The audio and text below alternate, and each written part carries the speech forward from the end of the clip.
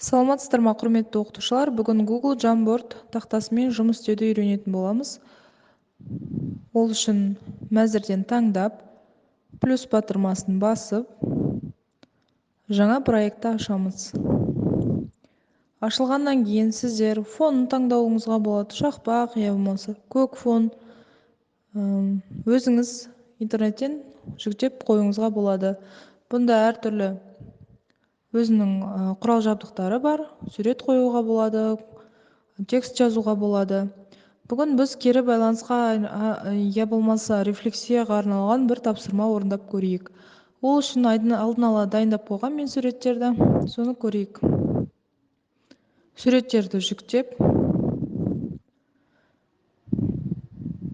бұл TikTok әдісі деп аталынады. Телефондарды үшеу қылдырып көбейтесіздер, копировать батырмасын басып. Одан кейін тағы да картинка батырмасын басып, суреттерді жүктейміз.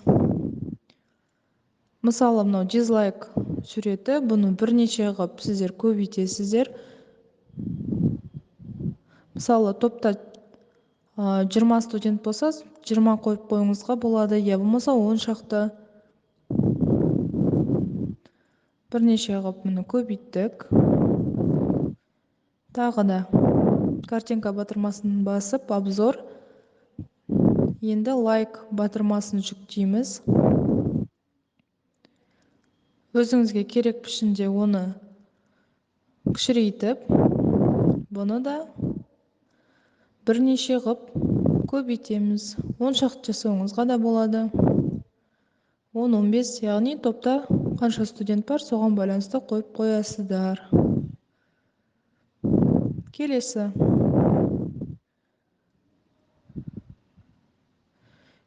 сұрақ, облако. Сұрақ суреті, яғни балада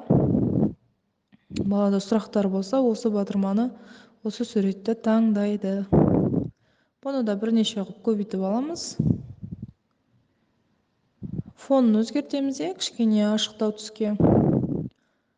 Суреттерді ыңғайлетіп орналастырып алайық. Суреттерді үлкейттік. Енді текст жазайық. Маған сабақ өте ұнады.